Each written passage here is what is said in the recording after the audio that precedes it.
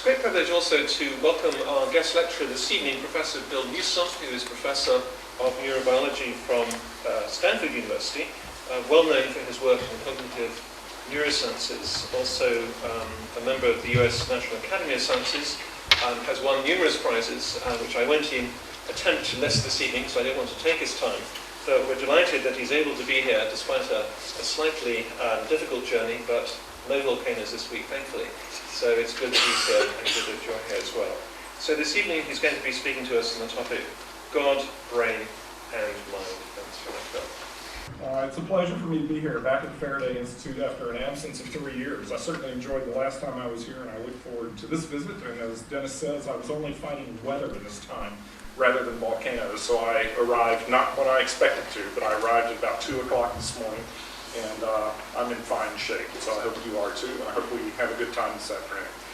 This is a somewhat, pretentious title here.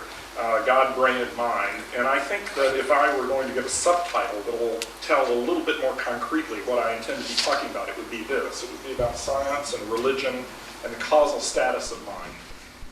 And I have to tell you a little bit of preliminaries, just as disclosure about who I am and where I'm coming from on this topic. I'm a practicing Christian, and I'm the first to admit that I don't practice hard enough most of the time, but I'm practicing nevertheless. And I'm a person who's been struggling and going back and forth with these issues as a professional neuroscientist and also as a person of faith, trying to understand what the meaning of our existence is, and mind in particular, for a number of years.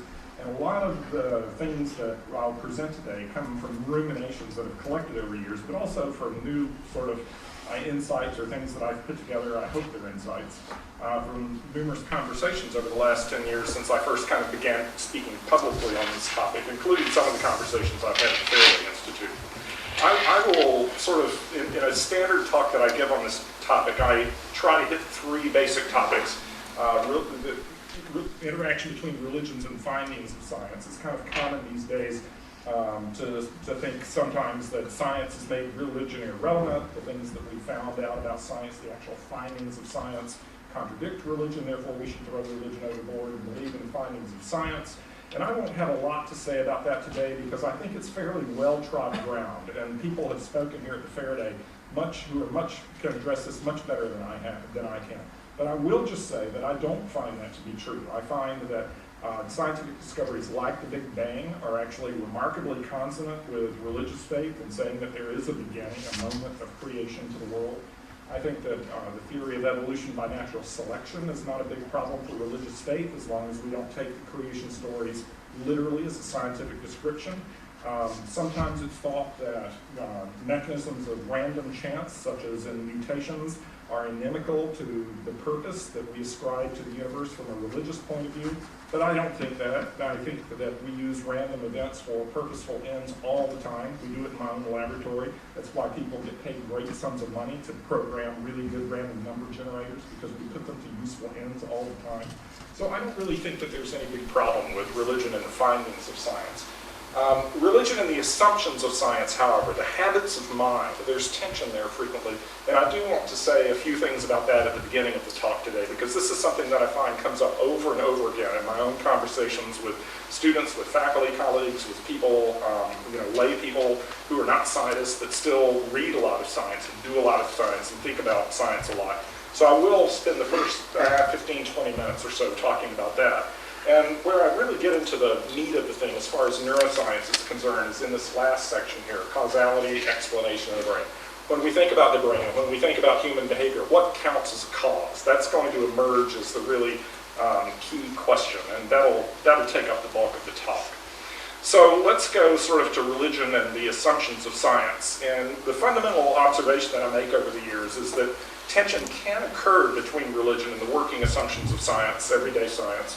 And in particular, when those assumptions of science are elevated to the status of an all-encompassing ideology. And that happens. So there are differences between science and religion, as we all know. Science tends to be experiment-based. It's not always experiments-based, but it tends to be. It tends to be precise, it tends to be objective in the sense that the results of science are transferable across communities and cultures. So if I do an experiment well in my laboratory at Stanford and I write it up well, it can be replicated in a laboratory in Tokyo or Cambridge or any place else. It's shareable across communities like that.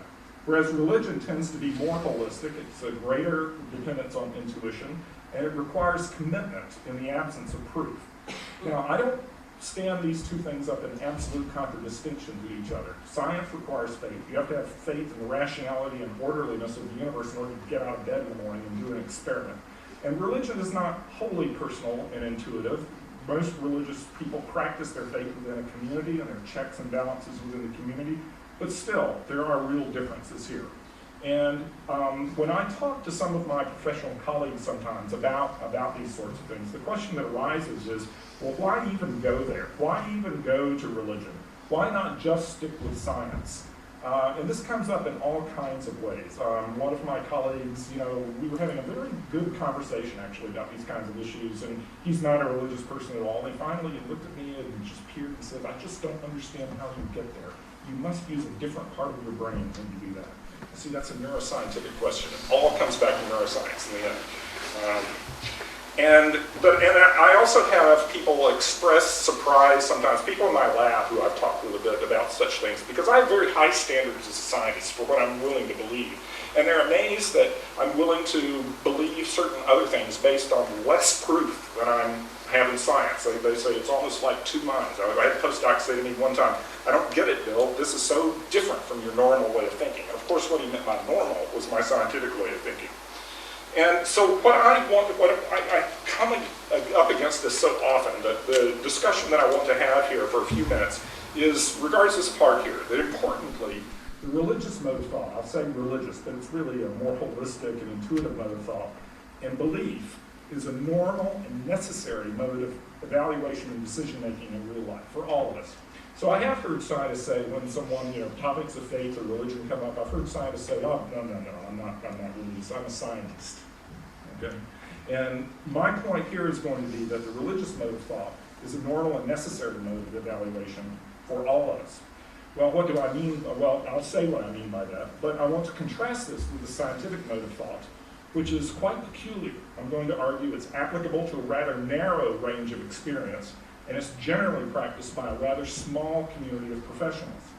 And I would make this assertion furthermore, that the most important questions in life are not susceptible to solution by the scientific method. When it comes to the most important questions in each of our lives, that generally are not approachable by science. And I would be even more puckish and provocative and say that the importance of a question tends to be inversely proportional to the certainty with which it can be answered.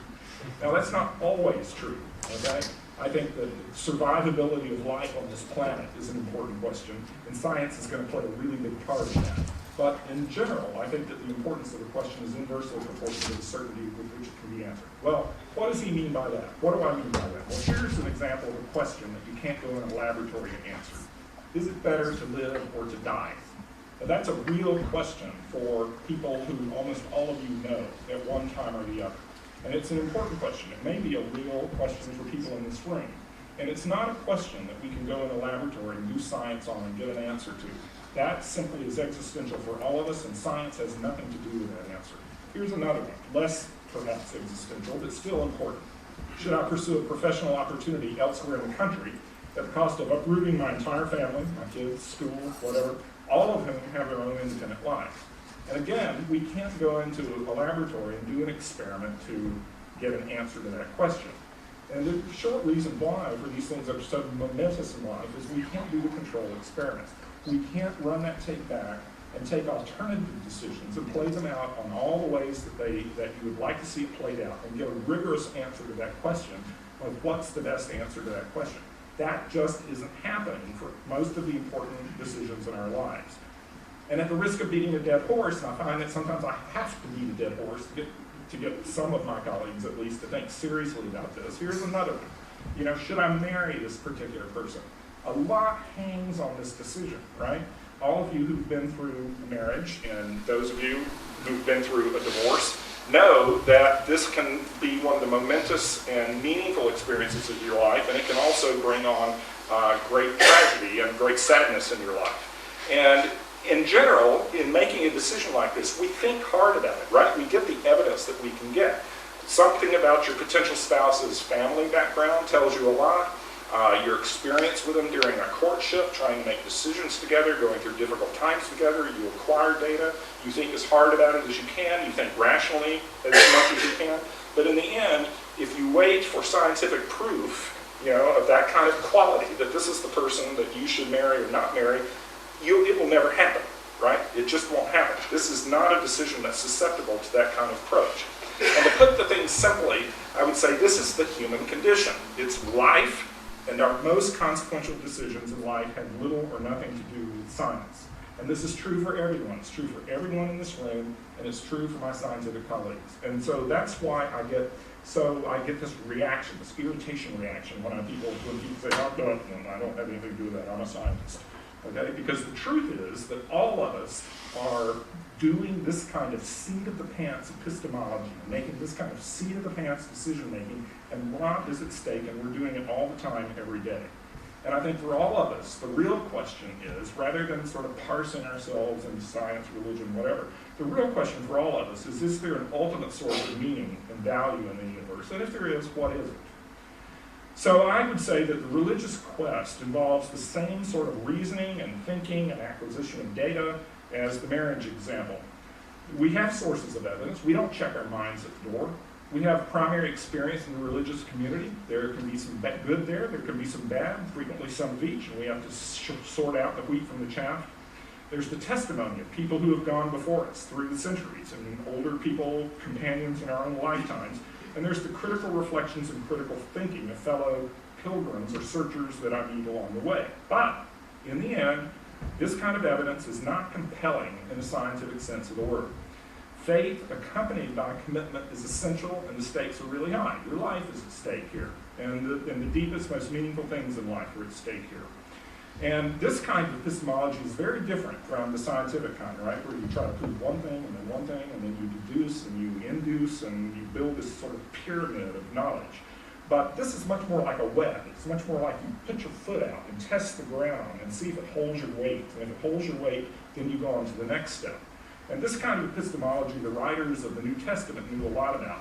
So one of my favorite chapters from John's Gospel, John 6, this is the end of a long chapter, and Jesus did some really very difficult teaching about transubstantiation and things. And it says, after this, many of his disciples drew back and no longer went around with him. This stuff was getting too hairy. And Jesus said to the 12, do you also wish to go away? And Simon Peter, of course, answered, Lord, to whom would we go? You have the words of eternal life. And I identify with Peter here. I've been banging around Academy for 35 years now, and I haven't found a better source of words of eternal life and wisdom for living than I find in Jesus' teachings. But the really epistemic point, the epistemology here that I want to make comes in the very next verse, the 69th verse of this chapter. And Peter says, we have believed and come to know that you are the Holy One of God. And it's very interesting, the order here, right? There's belief before knowledge. And that's the way that it happens so often in our lives. We have to take a step. We have to take a step of belief. We take a gamble if you want to. And we come to know down the road whether it's right or whether it's not right. But that belief and that movement based on commitment and faith is necessary first. So just to recapitulate this first part of the talk, I don't see deep conflicts between my religious faith and any actual findings of science. In fact, they resonate strongly at certain points. And if any of you would like to discuss some of those afterwards, by all means, let's get into the question and answer and talk about some of them. But in the sake of time, in the interest of time, I'm not going to say more about them now. The tension can occur between religion and the working assumptions of everyday science. So the assumptions that we start with in the laboratory about how we create knowledge and how we develop belief, there can be tensions if you, like my postdoc says, but Bill, this other stuff in your life is so different from the way you normally think, where normal is science. Well, I'd say that science is not normal. This other way of thinking is the primary way, and it's the science that's abnormal, and it's applicable to a slice of reality that's important, but not all-encompassing and not all-important. And so let's talk now about the brain. So what about the brain? I'm a neuroscientist. I had to get that little peeve off my chest. You can send me your bill. Therapists are probably cheaper in England than they are in the United States, so send me your bill, but I had to get that off my chest. Well, what about the brain? So here's a half of the brain. We all have one of these things sitting inside our head. And I want to start here with the central dogma of neuroscience. And I phrase this very carefully. And the central dogma, the way that I would phrase it, is that all of our behavior and all of our mental life, including our sense of the conscious continuing self, is inextricably linked to the biology of the brain. Now, I've chosen my words carefully here. I don't say that it's reducible to the biology of the brain. I don't say it's necessarily completely explained by the biology of the brain, but it is inextricably linked to the biology of the brain. And we are about the business as neuroscientists. We are proceeding along, doing our research, taking every bit of human and animal behavior that we can grab and reproduce reliably in the laboratory, and we're trying to understand the neural mechanisms that underlie that behavior. And in my own laboratory and in the laboratories of a few of the other neuroscientists here in the audience right now, we've gotten pretty far. I mean, we're up into now from simple sensory kinds of experiences and simple motor kinds of performance. I say simple in quotes because when you get inside here, the reality is nothing is really simple. But we're up to things like decision making and simple forms of decision making. And we are studying decisions, and it turns out we can record from neural activity in the brain. We can build models that in a simple kind of foraging task can predict about 80 to 85% of the decisions a monkey will make in a foraging task before he actually engages in them and actually reveals the decision. And this is pretty amazing stuff. We can actually record neural activity inside the brain that we can listen to, or our computers can record, and we can know which decision an animal is going to make at the end of the trial several seconds before we allow him to reveal it.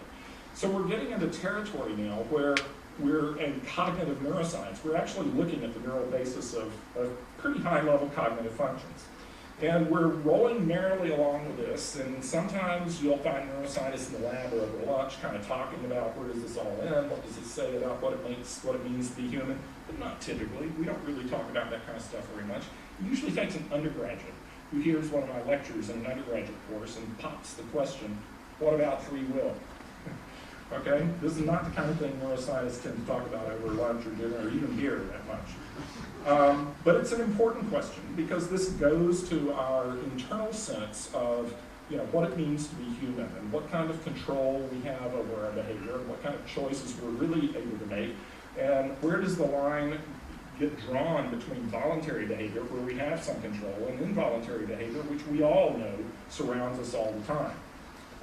This is a philosopher, Woody Allen, I think, who said, I'm not a fatalist, but even if I were, what could I do about it? So that's one approach to the problem of free will. But there are other approaches as well. And this is important not just for religious understandings, traditional religious understandings of who we are and responsibility before God, but it's true for us as citizens of democracies and who we are and to what extent we're responsible before the law. And as a point that I'll make at the end of the talk, that this is actually incredibly important for science as well. And I'll come back to that thing, but I'll plant that idea in your head. So in criminal responsibility, we're seeing more and more in the courts in the United States these days that brain scans, neurobiological evidence is being offered in courts as an exculpatory evidence. They're being introduced as evidence that defendants have diminished or no responsibility, so they deserve less punishment. So this is my neurons made me do it kind of argument. Okay? It wasn't me, it was those neurons inside my head. I didn't have any choice in the matter.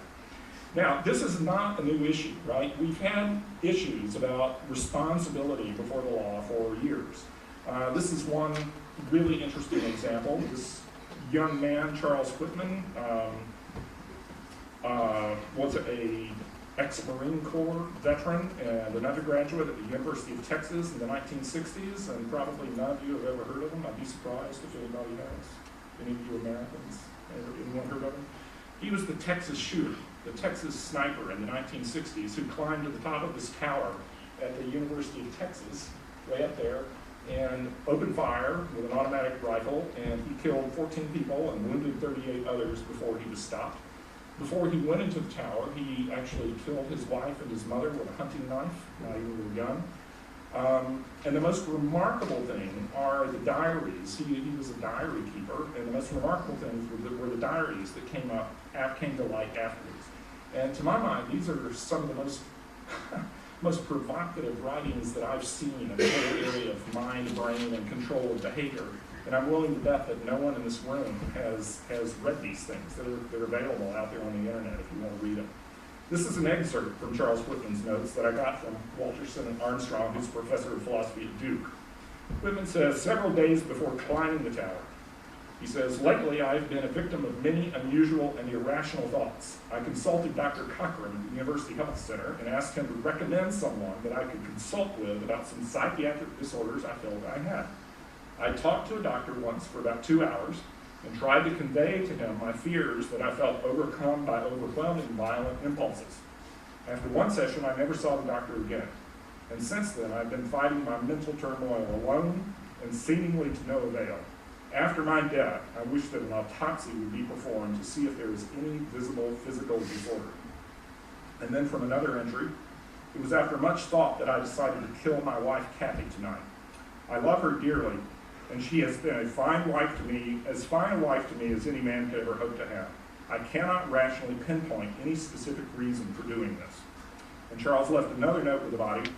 If my life insurance policy is valid, please pay off my debts, donate the rest anonymously to a mental health foundation. Maybe research can prevent further tragedies of this type. So this is amazing because here we see someone acting under compulsions that are clearly coming from within his brain, within the central nervous system, but at the same time, another part of his brain is able to stand aside from this and reflect about what he's doing and wonder about what he's doing. You know, he says, I cannot rationally pinpoint any specific reason for doing this, right? There's a rational part of his brain going, and then there's this driven part of his brain going. Now, as it turns out, after he was killed by security forces, or maybe he killed himself, I can't remember that detail, actually. But there was an autopsy performed on his brain. And when they did the autopsy on his brain, they found a tumor. And the tumor was in the midbrain, and, sorry, not in the midbrain, it's in the forebrain, but it was in the hypothalamus, and it was impinging on this structure right here called the amygdala. So it has strong impingement on the amygdala, it was centered in the hypothalamus.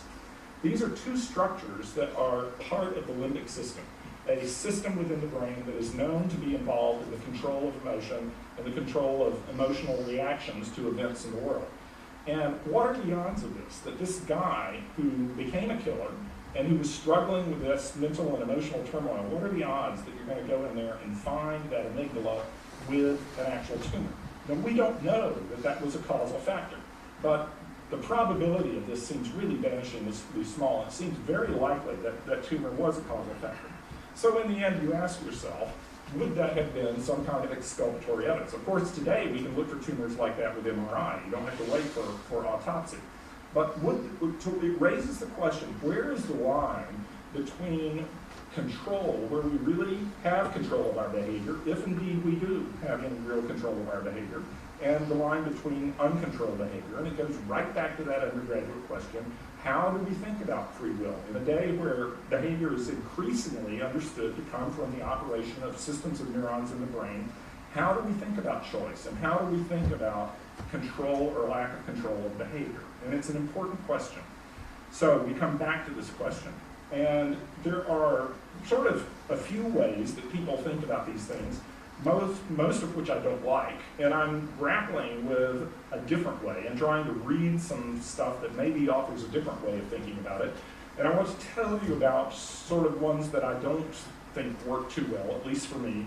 And then I'll tell you about where I suspect some potential way to talk and think and understand ourselves and our relationship to the mechanisms in the brain. But I'll warn you ahead of time that I don't have pat answers for this. I don't have an easy solution that I can present to you with a nice bow wrapped around it at the end. But maybe I can offer some ways to think. So first of all, let me talk about some of the ones that I don't like very much. So I don't like bottom-up determinism very much. I don't like very much this point that we treat individual neurons, these nerve cells in our brain, as machines, and they're going to do exactly what they're going to do, and our behavior is going to emerge from it, and that behavior is determined by the motions of the atoms and the electrical activity of neurons in the brain. And the truth is, we don't have anything resembling real free choice, real meaningful choice about anything we do. It's all determined from the beginning. Well, I don't like that too much, and I'll come back and tell you why I don't like that too much.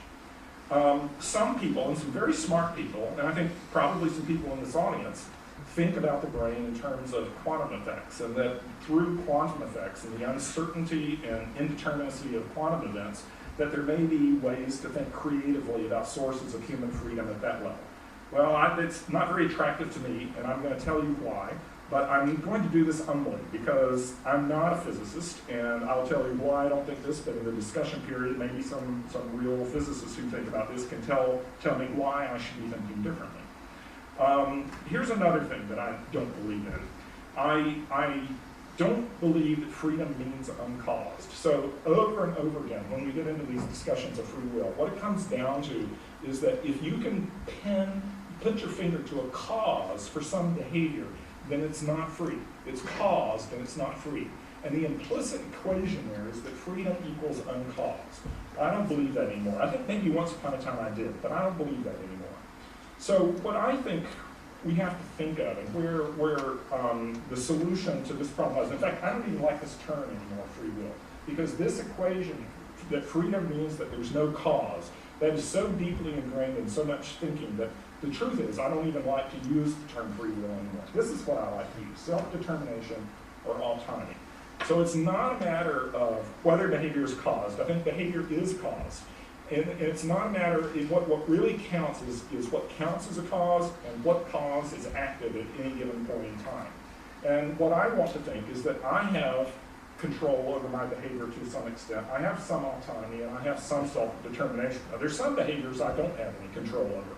And I know that. I can tell that when I lose control. Though sometimes the verbal parts of my brain tries to rationalize it, I truly lose control at some times. But how do we think about self-determination or autonomy? Because I think this is what we really want. We want our choices and our behavior to be consistent with our past, with our experience, with our tastes that we've come to develop, with our values that we've adopted, and that's what we really want. When we say freedom, we don't really mean uncaused. We mean causes that come organically out of our experience and who we really are. And that's what I'm going to argue. So, the real problem here for in most scientific dialogue is that in experimental science, we're usually involved in taking things apart into smaller and smaller bits and basically reducing some phenomenon at a high level, like memory or like attention or like visual perception. And we're looking for the mechanisms that make those things happen. And in a sense, we reduce a high-level behavioral phenomenon to a lower level, the next lower level. Now, of course, that next lower level in science tends to get reduced to another level, and another level, and another level. And so you have this problem of reduction. And it's in part important because it tells us the mechanisms, and it helps us understand things in our environment, and it gives us control over certain things in our environment. It helps us manipulate things in useful ways, and that kind of reduction is really important. But that kind of reduction can be dangerous. Well, what is reduction really? And it turns out when you really start looking at this, there are lots of different flavors of reduction. Now, the classical model, and I'm quoting here from Carl Kramer, who's a philosopher of science at Washington University, St. Louis, and I'll come back to him later in the talk. And he has this book, it's a challenging book, but a really interesting book called Explaining the Brain. It was published 3 years ago. And Kramer's talking here about the classical model of reduction, citing Nagel, he cites Popper and Oppenheim. According to the classical model of reduction, from which most current models descend, reduction is a species of covering law explanation. Covering law has a technical meaning in philosophy of science. One theory is reduced to another when it is possible to define the theoretical terms of the first with those of the second, and to derive the first theory from the second. So we take the terms at first. We might use terms like, we're paying attention to the right side of space or the left side of space, and we reduce that to the activity of certain neural systems in the brain. And in principle, one could derive, if you're doing real science according to the classical model of reduction, you could then start at the lower level and derive a behavior at the higher level. And this obviously is inspired by physics, right? This kind of reduction works, it's advertised at least, that it works well in certain areas of physics and chemistry. Some physicists would question that, but that's the ideal that's held up for all of us who are doing sciences. Now, the metaphysical things that go along with reduction come in various flavors of deeper and deeper commitment to this reductionistic model, and where real truth and real explanation lies. And again, quoting Kramer, talks about the metaphysical fundamentalists. So fundamentalist here is not about religion, it's about fundamentals, fundamental forces and fundamental causes. So the metaphysical fundamentalist argues that non-fundamental things, that's things like neurons and genes and behavior and people, have no causal power over and above fundamental things. They believe roughly that everything has cause at the fundamental level, and that's a principle of causal completeness of the physical, and that nothing has more than one complete cause. This is the principle of non-overdetermination. And if so, it follows that no non-fundamental things are causes. Okay? Now that's the deterministic view of humans and behavior. This is what it is. It's reductionism, and it's this reductionist fundamentalism that says, and mind you, there's a strong case to be made for this. And what it says is that you take these higher level phenomena, you understand the mechanisms, then you understand the mechanisms, then you understand the mechanisms, and at the end, you get to a fundamental description in terms of physics, and that would be quantum mechanics in our day and age, the Schrodinger wave equation. And that's where you have truth. That's where real truth resides. That these other things are kind of convenient epistemological structures for describing behavior, but when you really have a successful completion of a scientific program, and you get down to the fundamental level where real truth resides, that's where scientific explanation really happens. And then you're down to the level of forces, electromagnetic forces, gravitational forces, weak and strong nuclear forces, those forces that we know about through physics and integration and the Schrodinger wave equation, and that's where real truth lies. Now here's my problems with fundamentalist reduction, and I have several of them. So one, it doesn't work for me in real life. Right? It doesn't give me any help, or it doesn't describe what I at least feel like I'm doing in real life. I can't run around and live my life as though I am simply the probabilistic expression and some specific instantiation of the Schrodinger wave equation. It doesn't help me. And something that doesn't help me in real life is a philosophy that seems rather abstract to me. Secondly, it doesn't describe what neuroscientists actually do. In 30 years, 35 years, I've been a neuroscientist. I've never done classical reduction. I've never actually been able to reduce one set of theoretical entities to another. I've never been able to derive something at a higher level from a lower level. This may be a salutary and may actually describe what happens in physics and certain areas of chemistry, but it doesn't really describe, in my opinion, what neuroscientists do.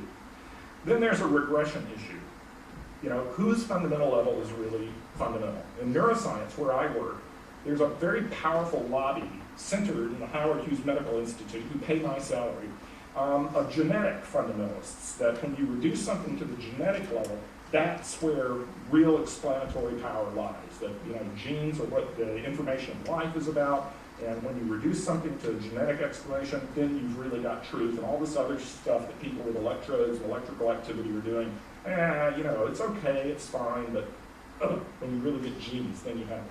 There are other people who are single-cell fundamentalists, and there are other people who are circuit fundamentalists, and there are people who are chemical fundamentalists. And the problem with this regression issue is that whose fundamental is really actually fundamental is a deep problem. And if you really want to go take the reductionist philosophy all the way to its core, right down there to the wave equation, there's bad news down there at the end. And the bad news for thinking about causality is that at the most fundamental level, life and science is arguably acausal. So this point was made by Bertrand Russell. It's been made a lot by lots of people, but it's most perhaps articulately presented by Bertrand Russell. He wrote this famous essay on the notion of cause, published in Proceedings of the Aristotelian Society. And he says in advanced sciences, such as, I can't do the accent, I'm sorry. In advanced sciences, such as gravitational astronomy, the word cause never occurs. And he takes issue here with this Dr. James Ward, a philosopher. Dr. James Ward, in his Naturalism and Agnosticism, makes this a ground of complaint against physics. The business of those who wish to ascertain the ultimate truth about the world, he apparently thinks, should be the discovery of causes, yet physics never even seeks them. And he goes on, to me it seems that philosophy ought not to assume such legislative functions, and that the reason why physics has ceased to look for causes is that, in fact, there are no such things. The law of causality, I believe, like much that passes muster among philosophers, is a relic of a bygone age, surviving like the monarchy only because it is erroneously supposed to do no harm. I wish I could write things like that. So, you know, when you get down to the bottom, it's not even causal. You write an equation like F equals ma or any other equation you want, and there's nothing in that equation about this causing that. You can rearrange the terms so that anything you want appears on the left and anything you want appears on the right, and they're just observed regularities among variables in the world. You know, there's not really causality there at a deepest level, according to Russell. Now, my last problem here is the poverty of quantum mechanics.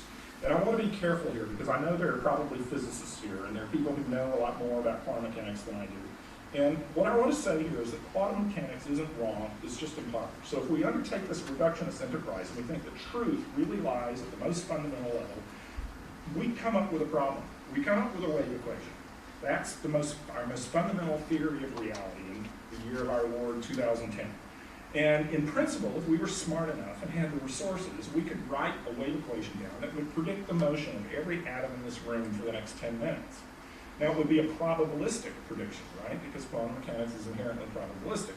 But if we were smart enough and had the resources, we could do this. We could write this equation, and it predicts the motion of the atoms in this room for the next 10 minutes. And you say to yourself, that's all the knowledge we can obtain. That is ground truth about this room. And my problem with that is that the wave equation knows nothing about the people sitting in this room.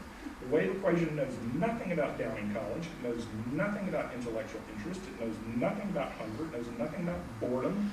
It knows nothing about neurons. It knows nothing about genes. It knows nothing about age or people. It knows nothing except atoms and their motions. Okay? And if that's ground truth, for you, then the wave equation is what you want. If what you want to know is about atoms and their motions in this room, that's what you want. But if you sense that the wave equation has thrown certain things overboard that are important, then we have to come back and ask that question. What is it that we've thrown overboard? What is it that is of importance that we've lost when we do the wave equation? And I would say, I would even be skeptical about, you know, the predictive power of the wave equation about atoms in the ring. If you want to know where the atoms in my body are going to be tomorrow, you don't want to write a wave equation. You want to look at this little device here because my calendar is in here. And that'll be much better. That'll have much higher predictive value for you than any physics thing you can derive. So now, and hear me right now, I'm not saying it's wrong. It's not wrong. That would be a stupid thing to say. But it's simply impoverished. And when that reductionist fundamentalism leads us to that level, if we follow that program. So those are my problems with bottom-up determinism. Now, the theory that quantum mechanics and quantum indeterminacy leaves place in the brain for non-causal functions and freedom of will to enter is also problematic to me. And it's problematic for two reasons. One of them is scientific, one of them is intuitive. The scientific reason, which you should probably take more seriously, is that I've talked to many biophysicists over the last several years trying to get a handle on this and trying to find out whether they can, the biophysicists themselves, people who know a lot more about physics than I do, whether they can see, and people who know about synapses and the fundamental electrical properties of nerve cells, and to find out whether there is a way for quantum indeterminacy to play a serious role in synaptic transmission or electrical signaling in the brain. And the answer I've gotten from every single one I've talked to has been no. And the notion is that the ion channels that are the fundamental units that open in the pore and allow electrical current to flow into the cell and out of the cell, and they're fundamental to synapses and they're fundamental to action potentials. These ion channels are large protein molecules, and they are too large for quantum events to be a basic organizing principle. So there is noise in the brain, but the noise is thermal noise. It's heat noise. It's not quantum mechanical noise. Now, there are ways that quantum mechanics influences the nervous system. So vision is a good example. The absorption of photons, little light photons, by the absorption of any photon is a quantum mechanical probabilistic event. The absorption of gamma radiation by cells in my skin that can lead to skin cancer and change my life are quantum mechanical events. But as far as I know, as far as I've been able to determine, the macromolecules that govern normal signal normal signaling mechanisms in the nervous system are too large. Those molecules are too large for quantum mechanical events to play a serious role in it. And so that's my scientific reason for doubting that quantum mechanics offers us any way to think about the mind-being problem or about free will. The personal reason is that quantum mechanics is fundamentally probabilistic. It says there are things that are probabilistic that happen that cannot, in principle, be predicted. And I don't like that idea too much. When I go out to cross the street afterwards, and I look both ways to see a car, and I better look both ways in this country because I never know which way I'm supposed to look. When I cross that street, I want a mechanism in my brain that detects those cars reliably every single time. I don't want some quantum mechanical event to come in and say, this time you missed it, dude, because, you know, that's going to be the end of my life. I don't want to be subjected to quantum mechanical randomness or randomness of any kind if I can help it. I want the mechanisms in my brain to be robust to that kind of randomness, thermal as well as quantum mechanical. So the control systems in the brain are built to damp out noise to some extent.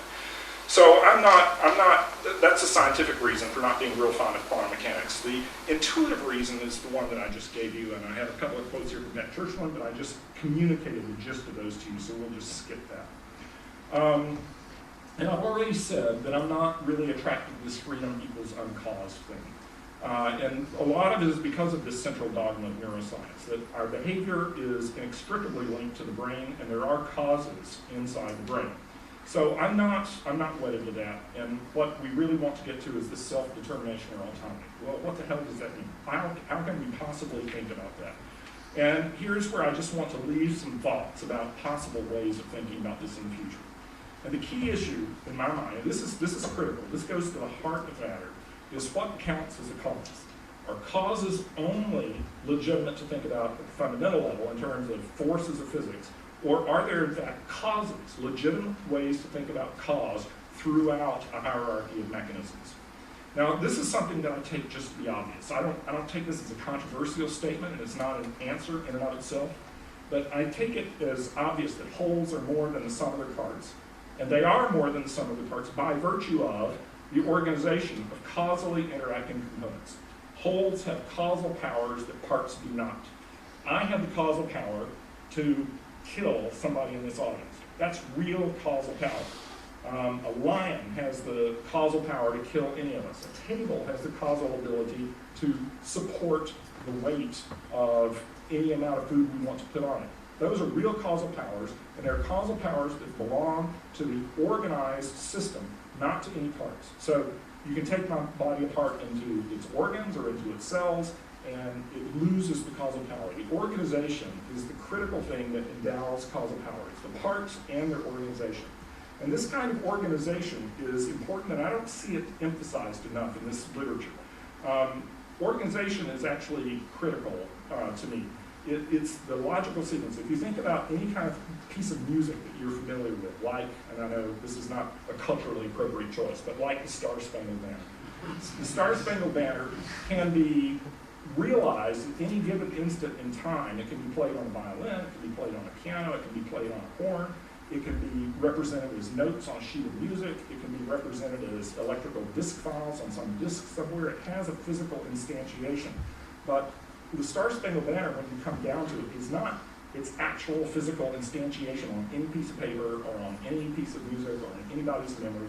It's a logical system of organization of notes and timing between the notes. If you want to get to the essence of what the Star-Spangled Banner is, I think it's that logical organization. It's this organization, and that organization is very, very difficult to reduce to physics or to a Schrodinger wave equation. That organization is a higher level entity that has causal powers, because the Star-Spangled Banner, written on a piece of music, can guide the arms and motions of lots and lots of musicians playing it in an orchestra. So it has causal power. It can orchestrate the musicians rather than the musicians orchestrating it. But that's the kind of causal power that comes into level when you have organized complex systems. So this organization, and in the abstract, what that really comes down to is information, is reducible in individual instances. So at any one moment in time, it might be reducible to the notes this person's playing on the piano, or the notes this person's playing on the horn, or this sheet music in front of me, but not in the general case. In the general case, the Star-Spangled Banner is information. It's a relationship of notes and timing. Now, so fundamental laws, like in physics, constrain but do not determine the behavior of complex systems. So this program that's running on my Macintosh right now is PowerPoint, and that program is orchestrating the activity of lots of transistors and things inside that computer. Now, that program cannot make the computer do something that is fundamentally against the laws of physics. The currents flowing in all those circuits have to obey Kirchhoff's laws. They have to obey all the principles of electronic circuits, so the fundamental laws of physics constrain what this computer do, but they don't determine what the computer do. What determines what the computer doing is at any given moment in time is the software that's running in the computer. It's a higher level organization that can orchestrate its lower level parts, like the Star Spangled Banner itself can orchestrate lower level parts. And this is like, I would say, much more similar to what neuroscientists really do in explaining the brain. I would argue that neuroscientific explanation is intrinsically multi-level like that. And this is laid out in this book that I've alluded to already by Carl Craver, this philosopher who also did a master's degree in neuroscience in the middle of his PhD in philosophy of science, and a guy I find is very trenchant in these. This is his book, the cover of his book. And Craver argues cogently to me that multi-level mechanistic explanation is characteristic of neuroscience. And these are a couple of quotes. The systems tradition construes explanation as a matter of decomposing systems into their parts and showing how those parts are organized together in such a way as to exhibit the explanandum phenomenon. So this is what we do as neuroscience. So if we want to study attention, we start decomposing the brain system into the parts and trying to understand how the neural circuits in the brain exhibit the explanandum, attentional behavior. Systems explanations involve showing how something works rather than showing that its behavior can be derived from more fundamental laws. And this is critical, okay? This is a different notion of reduction. This is not covering law model, where we're trying to take theories at some level and reduce them to theories at another level and then show that we can derive the higher level from the lower level. That kind of reduction is an argument. And this kind of reduction is what scientists do every day, which is to discover mechanisms, okay? So it's not an argument about derivation, but it's about showing how something works. So Craver's a philosopher, but he's a philosopher who's very congenial to scientific points of view in my mind. And he has this concept that I find very attractive because, again, I find it very consistent with what I do in the laboratory, this concept of mutual manipulability. So mutual manipulability, he says, a part is a component in a mechanism if one can change the behavior of the mechanism as a whole by intervening to change the component. So that's a bottom-up kind of intervention. You change the component and you change the behavior. And one can change the behavior of the component by intervening to change the behavior of the mechanism as a whole. So he's saying that causality runs in two directions here. And I find this very congenial. We can change the behavior of an animal in a laboratory, have them do one attentional task versus another attentional task, or pay attention to this part of space, or we can train them to pay attention to this part of the space, and it changes the components inside that are mechanistically linked to the attentional behavior. But we can also go in with microelectrodes and we can electrically stimulate structures in the brain that we believe are involved in attention, and we can change the animal's attentional behavior. So we can go back and forth between these levels in a bi-directional way. And Craver summarizes this in something that should warm a scientist's heart, which is making a difference. It's mechanisms, you know you're in a mechanism when you can make a difference, when you can manipulate something and actually make a difference. And those kinds of manipulations run in multiple directions, up and down explanatory hierarchies. And here's the example that he favors, and I think it's a pretty good one, because the phenomenon of long-term spatial memory is probably, at this point, it's probably the best example we have of a cognitive phenomena whose broad outlines, at least, are understood at the neurobiological level. And we'll trace this down through several levels here. Craver traces this, I've added on one to his. But we go at the beginning, when we study long-term spatial memory, it's frequently studied in mice who are navigating a water maze. So a water maze is a pool of water that's made opaque by pouring milk or some kind of food coloring in it. And the mouse just swims around in a pool of water until he finds a little pedestal that's submerged underneath the water. And he finds the pedestal and gets up on it and he rests. And after doing this for several times, the mouse, when you drop him into the thing, he just goes straight to the pedestal. He's learned. He has a long-term spatial memory about where that pedestal is. And this is a classic kind of behavioral thing for us to study in the lab. Now, we know that underlying that mouse navigating, that there's a structure called the hippocampus, and that hippocampus generates a spatial map. And we could talk to you a lot about the hippocampus and the kinds of cells we find there and why we think it's involved in a spatial map. But you'd still want to know, well, how does the mouse learn this particular thing? And we know some things about, at a next lower level, about mechanisms underlying that learning, that there are connections between cells called synapses, and these synapses change strength.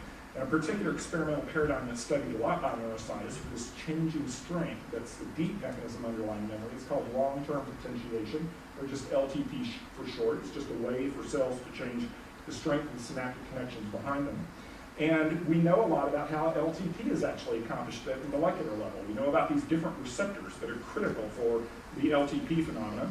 And then deep at the bottom, we have genes that actually produce more of these receptor molecules that get inserted into the synapse that actually result in the synapse firing, the synapse having a stronger connection or a weaker connection between cells. So here we've got at least 5 levels. And as neuroscientists, we go up and down this hierarchy all the time, okay? And we manipulate at this level. We teach the mouse a new paradigm or something, and we can show changes at these levels. We can manipulate things at the gene level down here. We have knockout mice where we can knock out certain genes that we believe are important for LTP, and we can show that we have behavioral deficits when you knock out those particular genes and that they're selective for learning. We not only start at the top and we look downward for mechanisms, but many times we start in the middle somewhere like LTP. LTP has been studied now for 20 or 30 years in neuroscience, and we're still trying to figure out whether it's actually related and exactly how it's related to learning behaviors up at the top. So we're looking up as well as looking down, and we're going up and down this hierarchy all the time. And this feels right to me. This mutual manipulability thing feels right to me. And the causes come down and causes go up. We can cause changes down here by doing manipulations up here, and we can cause changes up here by doing manipulations at the bottom. So what does all this mean? I lost track of what's at stake here. And if I lost track, I'm sure some of you lost track too. Like I said, I think the key issue here for neuroscientific explanation, for understanding of people and behavior and how to think about ourselves as biological beings, but as beings with some autonomy, is this issue of self-determination and autonomy and responsibility before the law, for those of us who are religious, responsibility before God. And the key issue is what counts as a cause, okay? And that's the really deep thing. And if we can find a way to talk meaningfully about non-fundamental causation, okay, so resisting that natural tendency to tumble down the causal chain and believe somehow that when we arrive at the bottom, that's where we got truth. That's the fundamentals is real truth. If we can start thinking, as I think neuroscientists do implicitly, that causes lie at all those levels for any particular phenomenon, then we can take mental causation seriously. And mental causation is the key to taking responsibility seriously. Now, this is not to say, I want you to hear me very clearly on this. This is not to say that bottom-up causes are unimportant. Explanatory relevance runs in both directions. So there's nothing that I do as a person that I could not do without my body. And my body instantiates certain laws in biology and chemistry that constrain the freedom that I have. I'm never going to have the freedom to play basketball like LeBron James, probably another culturally inappropriate reference. I don't have that freedom. That the physics and biology of my body don't permit that. But there's some kinds of freedoms that we do. So explanatory relevance runs both upward and downward. And I will use this quote here from Pat. She says the absolutely crucial point is that not all kinds of causes are consistent with free choice. Now again, I don't like that word free. I'd rather have self-determination and autonomy in there. Not all kinds of causes are equal before the tribunal of responsibility. Some causes excuse us from culpability. Others make us culpable because they are part of the story of voluntary action. The important question is what are the relevant differences among the causes of behavior, such that some kinds play a role in free choice or autonomous choice, and others play a role in forced choices. So I think she's on to something. And here's another example of this bottom-up and top-down kind of thing. You know, Richard Dawkins is one of the fundamentalists from the genetics side, right? I mean, I don't know what he does about the problem of that his fundamental level, has other fundamental levels. But here's the way he describes humans and their relationship to the genes inside them. Genes swarm in huge colonies, safe inside gigantic lumbering robots. That's us, by the way. Sealed off from the outside world, communicating with it by tortuous indirect routes, manipulating it by remote control. They are in you and me. They created us, body and mind, and their preservation is the ultimate rationale for our existence. Okay? Now that's a very bottom-up looking thing, the genetic fundamentalists. Now here's another biologist down there at Oxford, that unnameable place down the road, Dennis Noble, who wrote The Music of Life, Biology Beyond the Genome. And Noble looks at genes entirely differently, and I'm sure this is a parody in the talk as well, I think it is. Genes are trapped in huge colonies. They're locked inside highly intelligent beings. They're molded by the outside world, communicating it by complex processes, through which blindly, as if by magic, function emerges. They are in you and me. We are the system that allows their code to be read, and their preservation is totally dependent on the joy that we experience in reproducing ourselves. We are the ultimate rationale for their existence. These are two very different ways of looking at this relationship, and I think they're both right. They both have some truth. I'm not here to argue primarily for bottom-up or top-down, but to say both are important. I just want room for top-down. Here's another example. Most of you have not heard of the Lasker Awards. These are awards that are given out for biomedical research in the United States every year. They're sort of considered a pre-Nobel Prize for biological and clinical research in medicine. And it really caught my eye a few years ago when a psychiatrist, this man Aaron Beck here, was chosen to receive the Lasker Award. Aaron Beck is the guy who invented cognitive behavioral therapy, which has been adopted enthusiastically by your National Health Service system here in this country.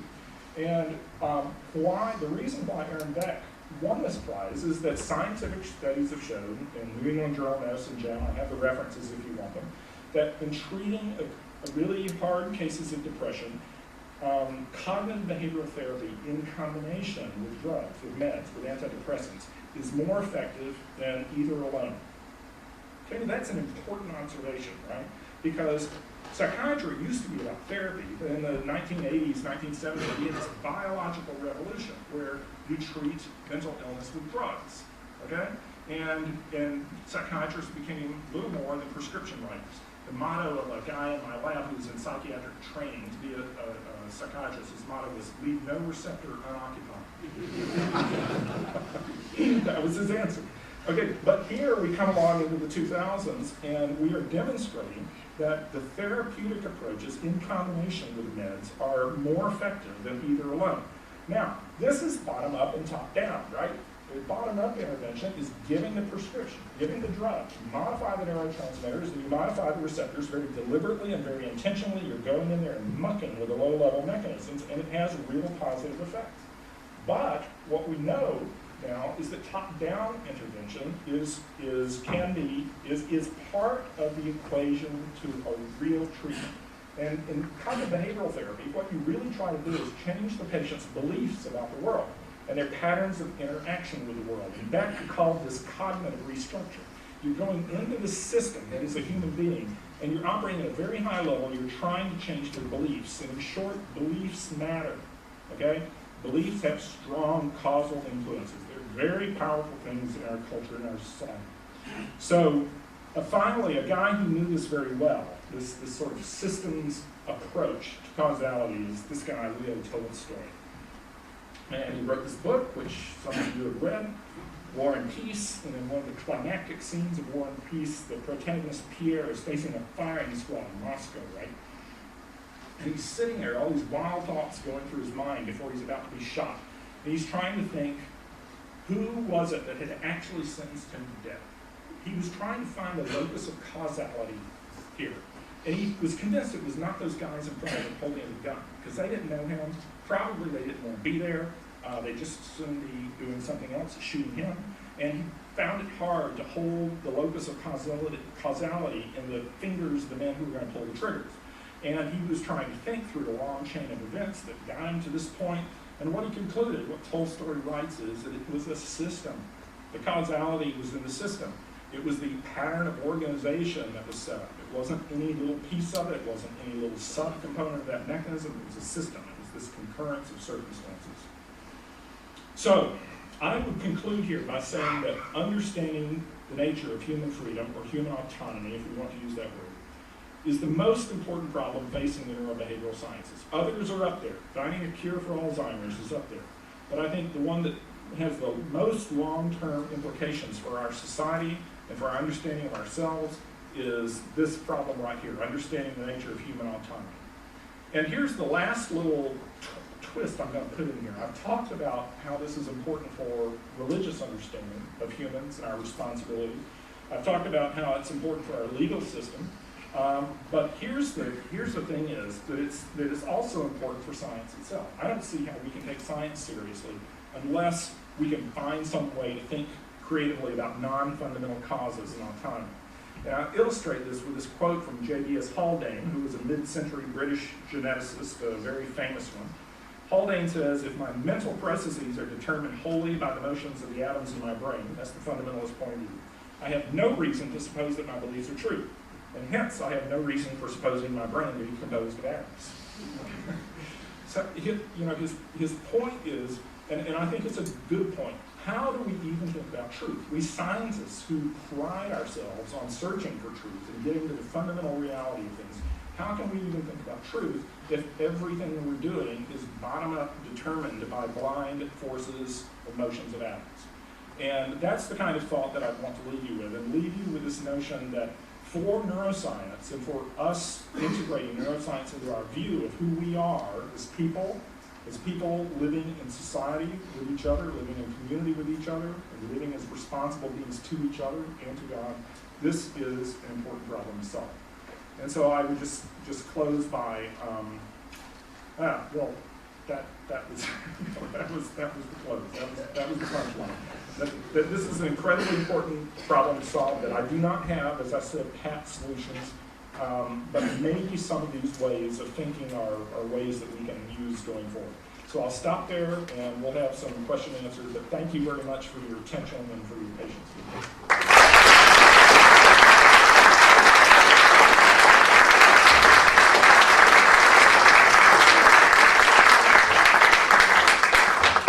Okay, so now for some of you who know a lot more about some of this than I do, let's hear your points and counterpoints and questions.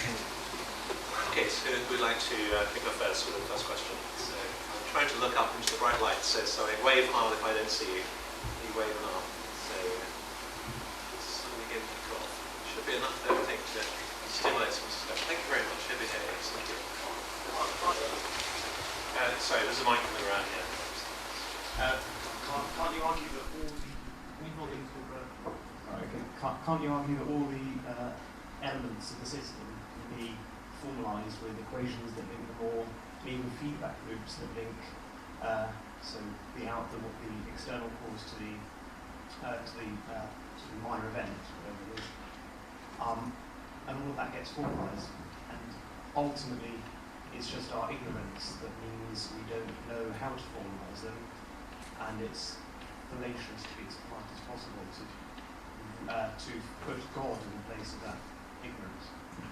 Yeah, well, I certainly think it's fallacious to put God in place of ignorance. I hope that nothing I've said today comes across as using God for an explanation for something that's properly a scientific explanation. Okay, I'm explicitly not doing that. I don't use God to explain scientific events.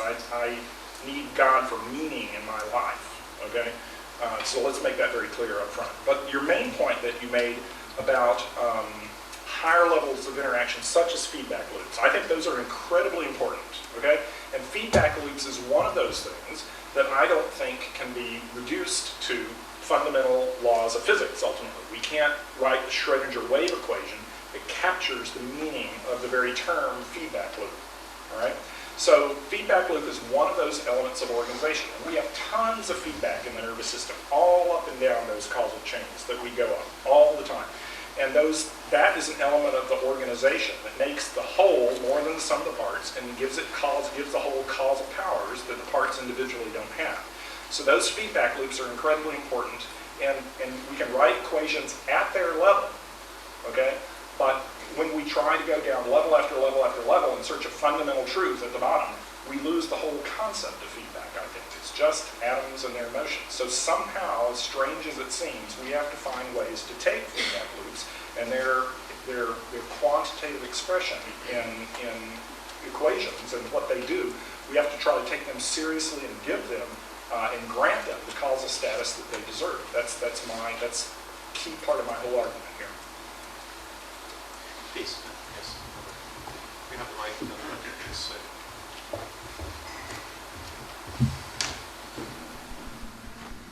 Hi, Barbara Sahakian. A very, very nice talk. Thank you very much. I wanted to ask you if you wouldn't mind commenting on a very interesting work of John Dylan Hines with the fMRI experiments. I'm very interested in neuroethics. And it is quite a challenge because, as you know, there's this very nice experiment that's been picked up in the press where they were able to demonstrate that when they asked people to have an intention as to whether they were going to add or subtract a couple of numbers, so it's a rather trivial kind of intention, but one can imagine you could go to a much more important view of intention. They were actually able to determine, using the fMRI procedure, and obviously some nice modeling, what the intention was in advance. And do you think that puts a challenge to some of the issues that you raised? And I just wondered if you could comment on that. Yeah, thank you for the question. So for those of you who don't know this, there's this tradition or body of literature, contemporary neuroscience, that was really started in some ways by a neurosurgeon at University of California, San Francisco named Benjamin Libet, and has been recently followed up by John Dylan Haynes using fMRI technology. And Libet did a simple experiment that is probably the best known neuroscience experiment among philosophers in the world. It has a close rival now with mirror neurons. But Libet's experiment was the following. He asked human subjects to sit under voluntary control, decide to move their fingers with no cues, no instruction, just under pure voluntary control. And there was this little clock sitting there with the second hand going around the clock. And he asked the subjects to just move their finger at some point in the next 60 seconds and then report the time that they decided to move their finger. So the subject moved their finger and they spoke verbally the time that they decided to.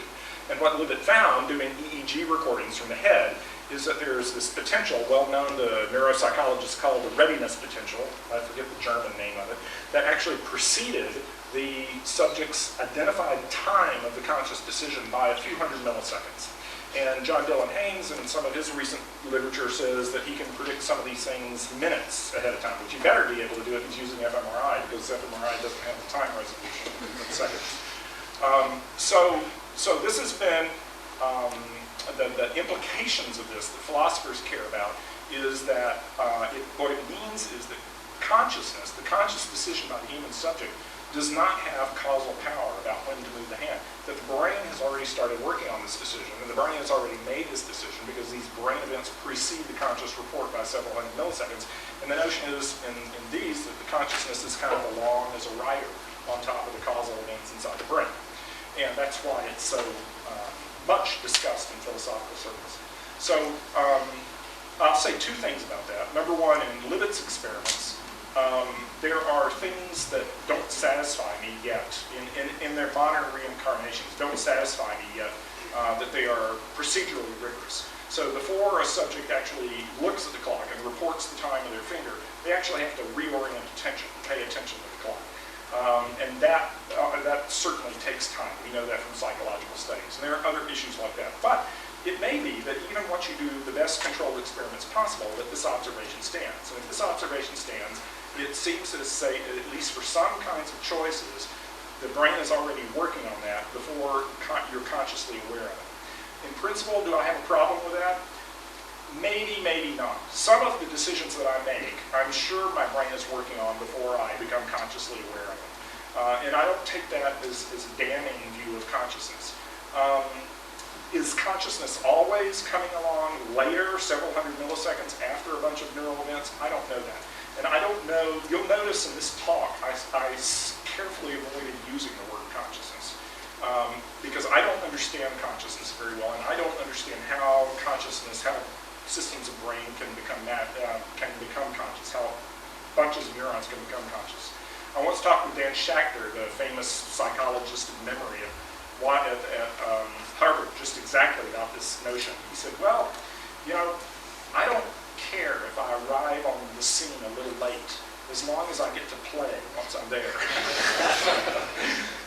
So I think these are things to be taken seriously, and I think there are things that can be done better on the experiments. But I think it's an important, potentially important observation. And I think it may be that a lot of what we think this conscious experience is that the nervous system is arriving at that before we do it.